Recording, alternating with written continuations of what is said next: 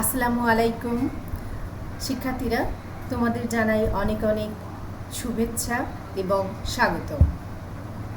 শিক্ষার্থীরা, বরাবরের মতো সঙ্গে আছি ডক্টর মুসাম্মাত এলিজা পারভীন, প্রভাষক জীববিজ্ঞান, Shahid Mamun Mahmud police lines school and college, Rajshahi. আশা করছি শিক্ষার্থীরা ভালো আছো, স্বাস্থ্যবিধি মেনে বাড়িতে মনোযোগ দিয়ে পড়াশোনা করছো। কারণ মনে রাখতে হবে, আমাদের সময় এবং স্রোত কোনোটি কারোর জন্য অপেক্ষা করে না। তাই এই সময়টাকে আশা করছি তোমরা যথাযথভাবে প্রপারলি ইউটিলাইজ করছো। শিক্ষার্থীরা, আজ আমরা একাদশ দ্বাদশ শ্রেণীর জীববিজ্ঞান দ্বিতীয় পত্রের দ্বিতীয় অধ্যায় প্রাণীর পরিচিতি নিয়ে আলোচনা করব। শিক্ষার্থীরা, আজ আমরা একটি অত্যন্ত খুবই গুরুত্বপূর্ণ এবং বৈচিত্র্যময় একটি বিষয় আলোচনা করব। আমরা গত ক্লাসে যে প্রাণীটি পড়েছি, সেই প্রাণী যে বৈচিত্র্যময় জীবনযাত্রা, সেই বৈচিত্র্যময় জীবনযাত্রা সম্পর্কে আলোচনা করব। শিক্ষার্থীরা, এখানে যে অ্যানিমেশনটি দেখতে পাচ্ছ তোমরা, দেখো একটা প্রাণী কি করছে, স্থির নেই, সে এক স্থান থেকে আর এক স্থানে তার যে স্থানান্তর সেটি আমরা দেখতে পাচ্ছি।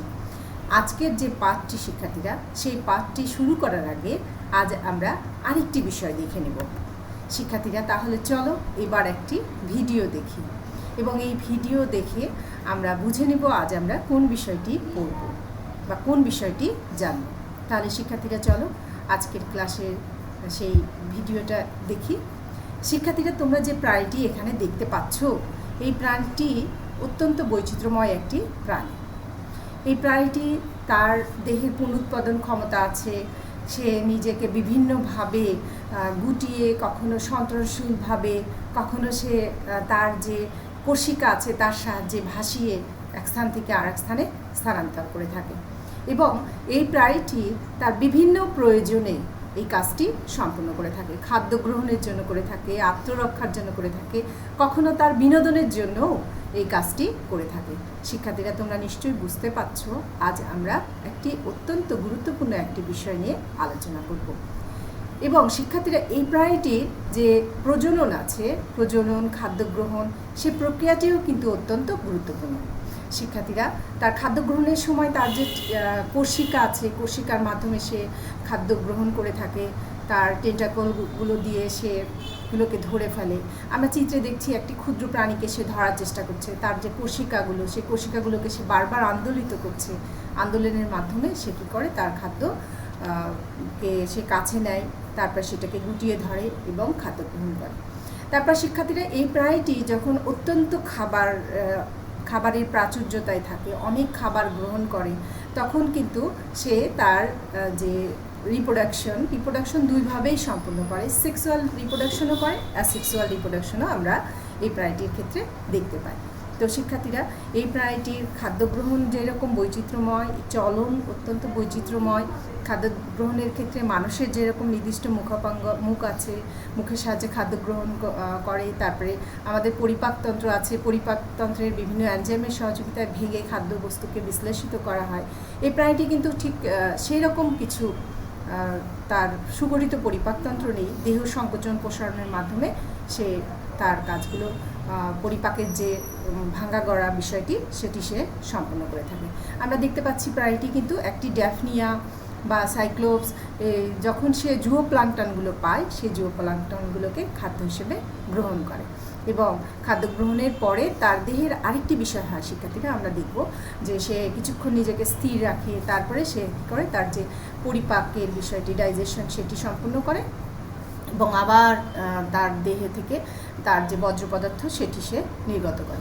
এবং শিক্ষার্থীরা, এই সময় প্রাণীটি পর্যাপ্ত যখন খাবার পায়, অবসর পায়, তখন সে কী করে, তার দেহকে সে মুকুলোদ্গম করে। মুকুলোদ্গমের মাধ্যমে সে তার রিপ্রোডাকশন করে থাকে। এটি হলো তার অ্যাসেক্সুয়াল রিপ্রোডাকশন। অযৌন পদ্ধতিতে সে মুকুলোদ্গমের মাধ্যমে, দেহখণ্ডায়নের মাধ্যমে, এই বিষয়গুলো আমরা পরবর্তী ক্লাসে বিস্তারিতভাবে জানার চেষ্টা করব। শিক্ষার্থীরা, আমরা দেখতে পাচ্ছি প্রাণীটির বার্ডিং ঘটে 2-3 দিনের মধ্যে যখন সে পর্যাপ্ত খাবার পায় তখন তার বার্ডিং পদ্ধতিতে সে কী করে প্রজনন কার্য সম্পূর্ণ করে। শিক্ষার্থীরা তোমরা যে চিত্রটি দেখছো ভিডিও চিত্র, এখানে কিন্তু আমরা এখন তার বার্ডিং অর্থাৎ মুকুলোদ্গম যে প্রক্রিয়া সেই প্রক্রিয়াটি দেখতে পাচ্ছি। এই যে প্রাণীটির যে প্রক্রিয়াটি আমরা দেখছি এটি কিন্তু হয় তার নির্দিষ্ট কোনো চলনাঙ্গ না থাকার জন্য এই কাজটি করে থাকে, আর যখন সে পর্যাপ্ত খাবার পায়, শিক্ষার্থীরা দেখো অ্যানিমেশন যে আমরা ভিডিওটি দেখছি এই ভিডিওতে কিন্তু আমরা এই প্রাণীর যে মুকুলোদ্গম সেটিও দেখতে পেলাম। তো ধন্যবাদ শিক্ষার্থীরা, আমরা একটি ভিডিও দেখলাম, তাহলে নিশ্চয়ই শিক্ষার্থীরা তোমরা বুঝতে পেরেছো আজ আমরা কোন বিষয় নিয়ে আলোচনা করব। শিক্ষার্থীরা, আমরা একটি উদ্ভিদের যেরকম মুকুলোদ্গম হয় এই প্রাণীটিরও কিন্তু মুকুলোদ্গম হয়ে থাকে। তোমরা নিশ্চয়ই বুঝতে পেরেছো আজ আমরা যে বিষয় নিয়ে আলোচনা করব এই প্রাণীটির মুকুলোদ্গম এবং চলন। কোন প্রাণীর মুকুলোদ্গম এবং চলন নিয়ে আলোচনা করব? আমরা হাইড্রার মুকুলোদ্গম এবং চলন নিয়ে আলোচনা করব। শিক্ষার্থীরা, শুরুতেই আমরা হাইড্রার যে চলন প্রক্রিয়া আছে সেটি জানব, পরবর্তীতে এর যে মুকুলোদ্গম প্রক্রিয়া আছে সেই বিষয় নিয়ে আলোচনা করব।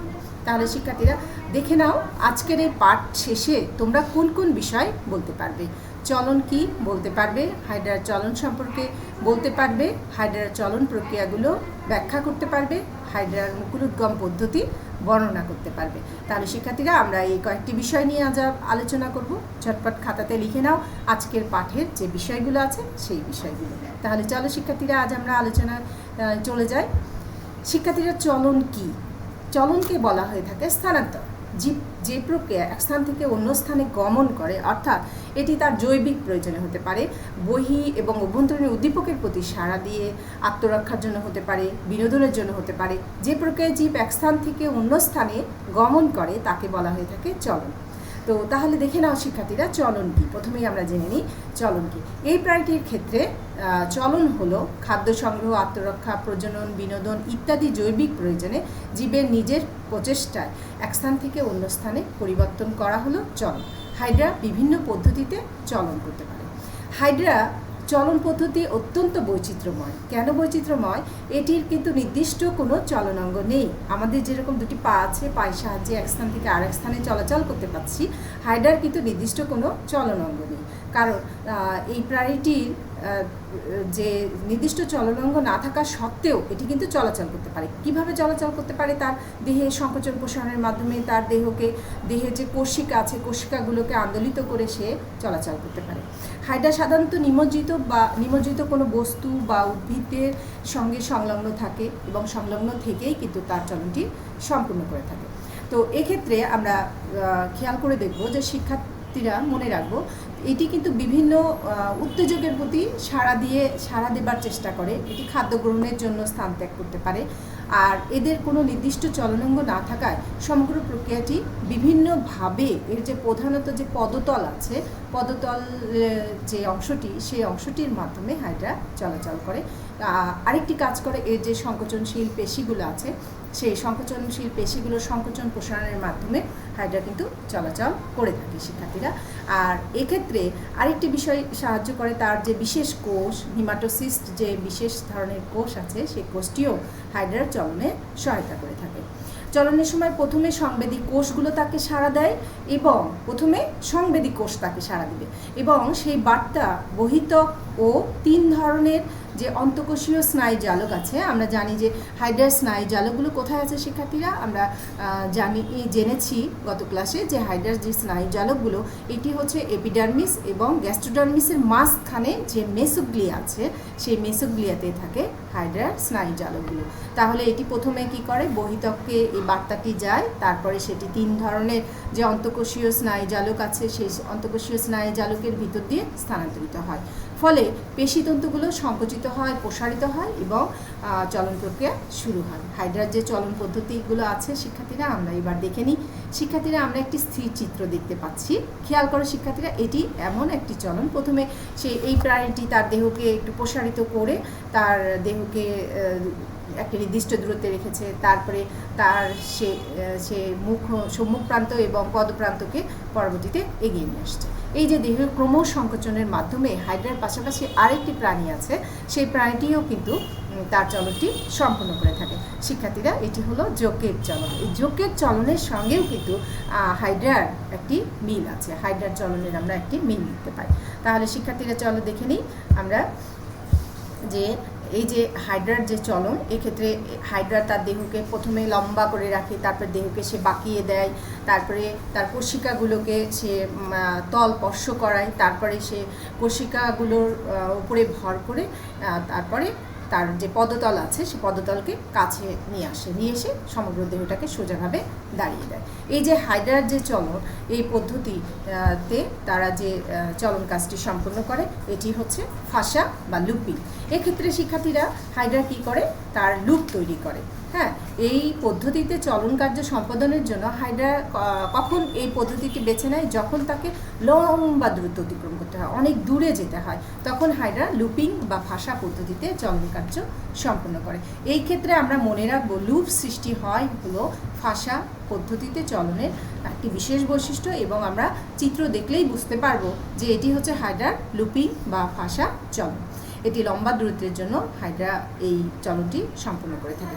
এই পদ্ধতিটি কিভাবে হয়ে থাকে শিক্ষার্থীরা একটু শুনে নিই। প্রক্রিয়ার শুরুতে যে কাজটি করে হাইড্রা, সেটি হচ্ছে এই যে এক পাশের কোষগুলো আছে, এই যে হাইড্রা, এই হাইড্রা কী করে, এক পাশের পেশি আবরণী কোষগুলোকে সে কী করবে, সংকুচিত করবে। এই পাশের কোষগুলোকে সে সংকুচিত করবে।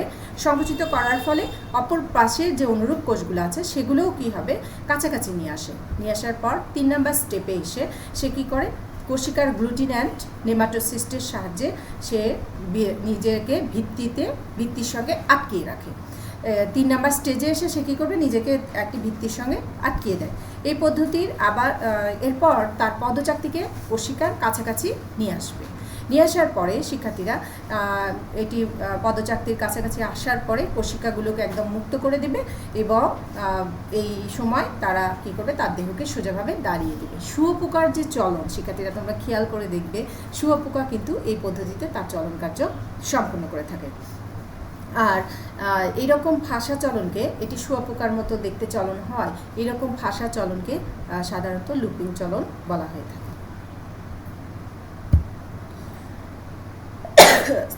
দুঃখিত শিক্ষার্থীরা, তাহলে লুপিং চলনের ক্ষেত্রে আমরা দেখলাম শিক্ষার্থীরা তারা তার কোষিকাগুলোকে একটি ভিত্তির সঙ্গে আটকিয়ে দেয় এবং পরবর্তীতে তার দেহকে সম্পূর্ণভাবে সোজাভাবে দাঁড়িয়ে দেয়। এটি হচ্ছে হাইড্রার লুপিং বা ফাঁসা চলন।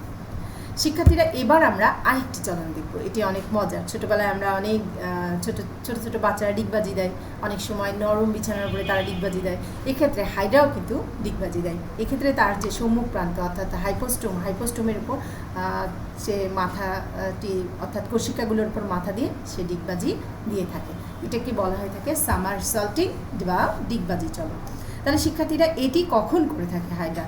যখন হাইড্রার খুব দ্রুত গতিতে চলাচল করতে হয়, খুব দ্রুত এক স্থান থেকে অন্য স্থানে যেতে হবে, হয়তো সে কোনো খাবার দেখতে পেয়েছে, ওখানে প্রত্যেকটা জিনিসের মধ্যে তো একটি প্রতিযোগিতা থাকে, এদের মধ্যেও এরকম তখন সে চায় যে আমি আগে গিয়ে ওই খাবারটি খাবো। এরকম পরিস্থিতিতে তারা কী করে, খুব দ্রুত গতিতে চলন কার্য সম্পন্নের জন্য বা কোনো বিষাক্ত পরিবেশ থেকে নিজেকে গুটিয়ে নেওয়ার জন্য, আত্মরক্ষার জন্য তখন হাইড্রা কী করে, এই ধরনের চলন সম্পন্ন করে থাকে, এবং এক্ষেত্রে সে খুব দ্রুত গতিতে তার চলনটি সম্পন্ন করে থাকে। এই প্রক্রিয়ার শুরুতে হাইড্রা দেহকে বাঁকিয়ে চলনের গতিপথে যে কোষিকাগুলো দেখতে পাচ্ছ শিক্ষার্থীরা, চলনের গতিপথের যে কোষিকা, সেই কোষিকাগুলো অবস্থিত যে গ্লুটিন্যান্ট জাতীয় যে নেমাটোসিস্ট আছে, সে আঠালো এক ধরনের পদার্থ ক্ষরণ করে। আঠালো পদার্থ ক্ষরণ করার সাহায্যে গতিপথকে সে কী করে, স্পর্শ করে। এই যে গতিপথকে সে প্রথমে কী করবে, স্পর্শ করবে। স্পর্শ করার সময় গন্তব্যস্থলমুখী পেশি আবরণী যেদিকে যাবে সেই দিকের যে পেশি আবরণীগুলো আছে, সেই পেশি আবরণীগুলো কোষের সংকোচন এবং পাশের কোষের, এক্ষেত্রেও কিন্তু তার পাশের কোষেরও সংকোচন হবে।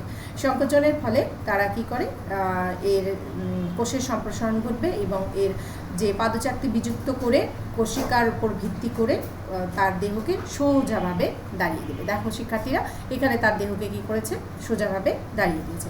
পুনরায় আবার সে কী করবে, দেহকে বাঁকিয়ে দিবে, আবার সে তার দেহকে বাঁকিয়ে দেবে। দেওয়ার পরে সে তার গতিপথকে স্পর্শ করবে এবং পরে কোষিকাকে সে মুক্ত করে দিবে, মুক্ত করে দিয়ে দেহকে সোজা করবে। এই প্রক্রিয়ায় পুনরাবৃত্তি ঘটিয়ে বারবার এই প্রক্রিয়াটা পুনরাবৃত্তি ঘটিয়ে হাইড্রা চলন সম্পন্ন করে। এটি হচ্ছে এর ডিগবাজি চলন, অর্থাৎ কোশিকার প্রথমেই হলো কোশিকার উপর ভর করবে এবং দেহকে টোটালি গুটিয়ে নেবে, পদচাকতিকে কাছে নিয়ে এসে তার দেহকে সোজা করে হাইড্রা এই ধরনের চলন সম্পূর্ণ করে থাকে। এটি হচ্ছে হাইড্রার ডিগবাজি চলন। শিক্ষার্থীরা আমরা আরেকটি চলন দেখব। এবার দেখব শিক্ষার্থীরা হাইড্রা যে প্রক্রিয়ায় চলন সম্পন্ন করে এটি টোটালি তার পদচাকতি আছে, পদচাকতির নির্ভর। এটিকে বলা হয়ে থাকে গ্লাইডিং বা অ্যামিবার চলন। আমরা অ্যামিবার কথা জেনেছি যে অ্যামিবা হলো এমন একটি প্রাণী, তার দেহকে সংকোচন প্রসারণের মাধ্যমে সে এক স্থান থেকে আরেক স্থানে চলাচল করতে পারে। কখনো সে ক্ষণপথ বিস্তৃতি করে, ক্ষণপথ বিস্তৃতির মাধ্যমে দেহ সংকোচনের মাধ্যমে অ্যামিবার চলন, অর্থাৎ অ্যামিবার মতো করে যখন চলনটি সম্পূর্ণ হয় তখন তাকে বলা হয়ে থাকে অ্যামিবয়েড চলন। তাহলে শিক্ষার্থীরা অ্যামিবয়েড চলনকে আমরা বলে থাকি গ্লাইডিং চলন। এই পদ্ধতিতে হাইড্রার বহিত্বকের কোষগুলো থেকে এক ধরনের পিচ্ছিল পদার্থ, মিউকাসের মতো পিচ্ছিল পদার্থ নিঃসৃত হয়। ওই স্থান থেকে পরে ওই স্থানে থেকেই প্রক্ষিপ্ত কোষীয় ক্ষণপদে, যে স্থান থেকে তোমার পিচ্ছিল পদার্থ ক্ষরণ হবে ওই স্থান থেকে ক্ষণপদে যে অ্যামিবয়েড চলনের সাহায্যে সে কী করে দেহটিকে অত্যন্ত ধীর গতিতে মসৃণ তলে খুব সামান্য দ্রুত অতিক্রম করে। এটি সামান্য দ্রুত এবং এক্ষেত্রে হাইড্রার যে চলনটি সম্পূর্ণ হবে সেই চলনের ক্ষেত্রে কন্ডিশন হচ্ছে তার মসৃণ তল হতে হবে, অর্থাৎ যে তলের উপর দিয়ে হাইড্রা চলাচল করবে সেটা হতে হবে মসৃণ, তবেই হাইড্রা এই ধরনের চলন সম্পূর্ণ করতে পারে। তাহলে শিক্ষার্থীরা আমরা জেনে নিলাম অ্যামিবয়েড চলন কী। তাহলে অ্যামিবয়েড চলন হচ্ছে অ্যামিবার মতো করে চলন, বহিত্বকীয় কোষগুলো থেকে পিচ্ছিল পদার্থ নিঃসরণ করে যে চলন সম্পূর্ণ হয় তাকে বলা হয়ে থাকে অ্যামিবয়েড চলন। এবার শিক্ষার্থীরা আমরা আরেকটি চলন দেখি, এটি হচ্ছে ফ্লোয়াটিং বা ভাসা। আমরা সাঁতার কাটার সময় অনেক সময় পানিতে নিজেকে ভাসিয়ে দিই, যেভাবে হাত পাগুলো দিয়ে একদম ভেসে থাকি, হাইড্রাও ঠিক তার শরীরটাকে কী করে ভাসিয়ে দেয়, ভাসা, ফ্লোয়াটিং। তো এক্ষেত্রে হাইড্রা কী করে পদচাকতি যে এর যে পাদচাকতি আছে, পাদচাকতির বহিত্বকীয় কোষ থেকে গ্যাসীয় এক ধরনের বুদবুদ সৃষ্টি করে, ফলে প্রাণী ভিত্তি থেকে বিচ্যুত হয় হালকা এবং উপর হয়ে পানির পৃষ্ঠতলে ভেসে ওঠে। পানির যে পৃষ্ঠতল আছে উপরে ভেসে ওঠে এবং এখানে বুদবুদ সৃষ্টি হয়। বুদবুদ ফেটে মিউকাস যুক্ত যে বুদবুদ সেটি ভেসে ওঠে এবং এটি ভেলার মতো ভাসতে থাকে। এক্ষেত্রেও কিন্তু বুদবুদের সাহায্যে সেই চলনটি সম্পূর্ণ করে এবং এটি হচ্ছে ভাসা বা ফ্লোয়াটিং। আর হাইড্রা এক্ষেত্রে কি করবে, তার নিম্নমুখী হয়ে ভেসে থাকে, তার যে কোশিকাগুলো আছে কোশিকাগুলোকে নিচের দিকে দেবে। তুমি তোমার হাতকে যদি হাইড্রার মতো কল্পনা করো, মনে করো এটি আমাদের একটি হাইড্রা এবং হাতগুলো হলো কোশিকা, এই কোশিকাগুলোকে সে কী করবে নিচের দিকে রেখে ভাসিয়ে এই চলনটি সম্পূর্ণ করবে। এটি হলো ফ্লোয়াটিং বা ভাসা, বা আমরা এটাকে আরেকটি বিষয় মনে রাখবো যে এই ক্ষেত্রে হাইড্রার কোশিকাগুলো নিচের দিকে থাকবে, নতমুখী করে চলন সম্পূর্ণ করবে। তাহলে হাইড্রা আরেকটি পদ্ধতিতে চলন করে, এটার নাম হলো ভাসা। এবার শিক্ষার্থীরা আমরা যে চলনটি দেখব এটি হলো হাইড্রার সুইমিং বা সাঁতার।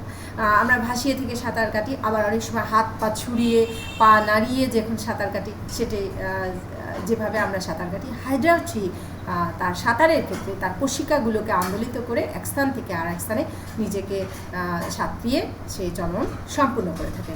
এক্ষেত্রে কী করে, ঢেউয়ের মতো দেহ সে আন্দোলিত হয় এবং দেহকে ভিত্তি থেকে যে কোনো ভিত্তির সঙ্গে যখন আটকে থাকে সেই ভিত্তি থেকে নিজেকে মুক্ত করে সহজেই ঢেউয়ের মতো আন্দোলিত করে এই সাঁতারটি সম্পূর্ণ করে থাকে।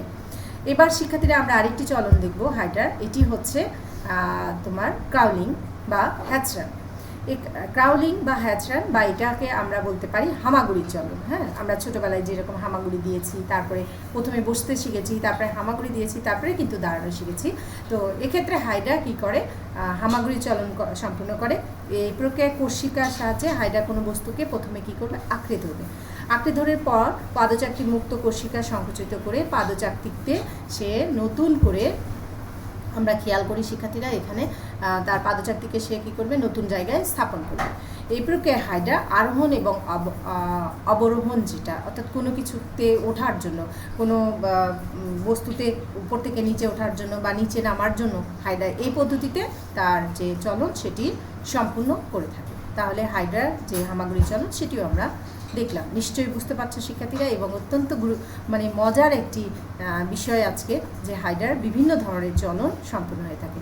এবার শিক্ষার্থীরা আমরা যে চলনটি দেখব এটি হলো টেন্টাকুলার বা নতমুখী চলন, যেটি আমরা সাঁতারের সঙ্গে মিল পাই, অর্থাৎ তার যে কোষিকাগুলো আছে কোষিকাগুলোকে নতমুখী রেখে যে চলন সম্পূর্ণ করে হাইড্রা, এটাকে বলা হয়ে থাকে নতমুখী চলন। শিক্ষার্থীরা এবার আমরা আরেকটি চলন দেখব, এটি হলো বডি কন্ট্রাকশন অ্যান্ড এক্সপ্যানশন, অর্থাৎ দেহকে ক্রম সংকোচন প্রসারণের মাধ্যমে যে হাইড্রা যখন চলন সম্পূর্ণ করে তখন তাকে বলা হয়ে থাকে বডি কন্ট্রাকশন অ্যান্ড এক্সপ্যানশন, ক্রম সংকোচন প্রসারণ চলন। এই প্রক্রিয়ায় দেহকে টোটালি হাইড্রা কী করে, মুক্ত করে।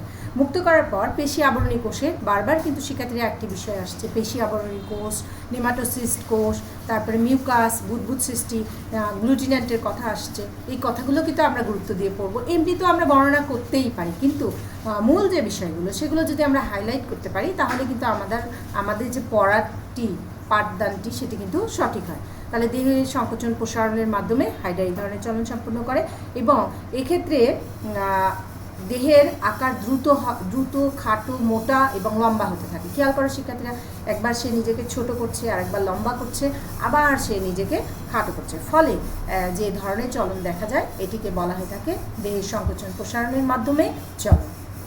এবার শিক্ষার্থীরা আমরা আরেকটি চলন দেখতে পাচ্ছি, স্লোলি কন্ট্রাকশন, ক্রম সংকোচন, বারবার দেহকে সে সংকোচন প্রসারণ করে এই ধরনের চলন সম্পন্ন করে। তাহলে শিক্ষার্থীরা আমরা যে চলনগুলো দেখতে পেলাম আজকে এই পাঠদানে, শিক্ষার্থীরা আমরা দেখলাম ডিগবাজি চলন, হামাগুড়ি চলন, তারপরে আমরা অ্যামিবয়েড চলন, তারপরে দেখলাম আমরা সাঁতার এবং ক্রমসংকোচন, এবং হাইড্রা আরেকটি চলন সম্পূর্ণ করে যেটি হলো ভাষা।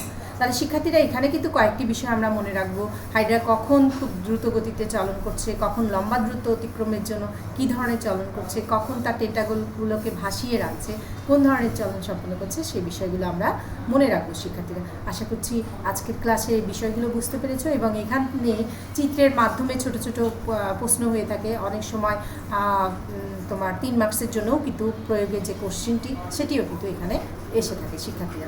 এবার আমরা আরেকটি বিষয় দেখব শিক্ষার্থীরা, যে বিষয় নিয়ে আমরা প্রথমেই দেখলাম যে উদ্ভিদের যেরকম মুকুলোদ্গম হয়, হাইড্রার ক্ষেত্রেও কিন্তু মুকুলোদ্গম হয়। হাইড্রার যে প্রজনন, হাইড্রার প্রজনন আসলে বলা হয়ে থাকে 3 ধরনের, অ্যাসেক্সুয়াল, সেক্সুয়াল এবং আরেকটি আছে সেটাকে বলা হয় ভেজিটেটিভ।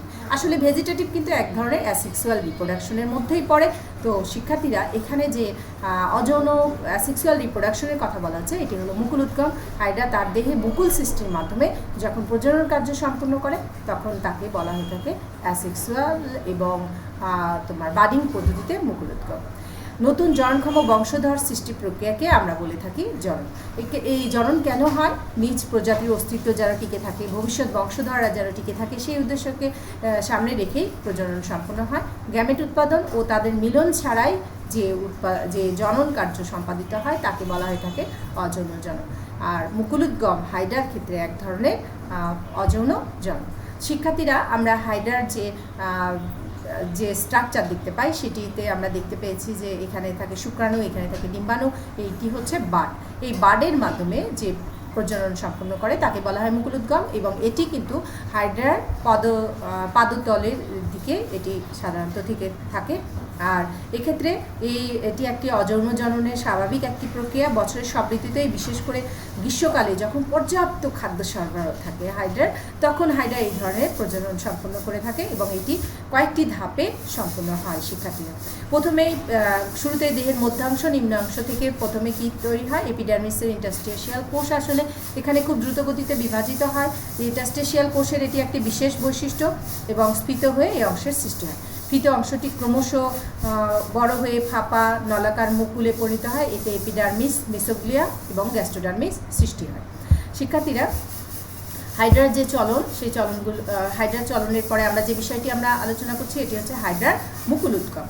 এই মুকুলোদ্গমের মাধ্যমে হাইড্রা তার অযৌন জনন সম্পূর্ণ করে থাকে, এবং মুকুলটি মাতৃ হাইড্রা থেকে পুষ্টি গ্রহণ করে একসময় বড় হয় এবং শীর্ষপ্রান্ত গঠিত হয়ে মুখ ছিদ্র হাইপোস্টোম কোষিকা গঠন করে।